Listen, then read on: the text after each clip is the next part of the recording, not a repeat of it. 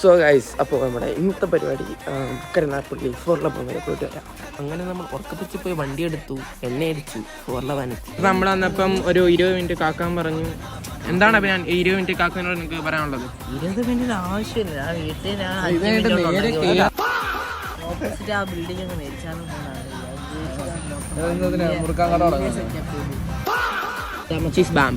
ഏകദേശം കുറച്ചധികം നേരം നമ്മളിപ്പോൾ ആയിരുന്നു.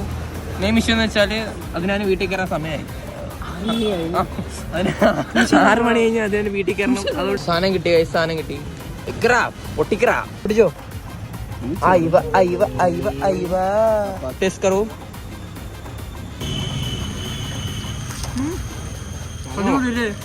നമ്മൾ കുറച്ച് വെയിറ്റ് ചെയ്ത് തരും. സാധനം വറുത്താണ്. അടിപൊളിയാണ്, സൂപ്പറാണ്.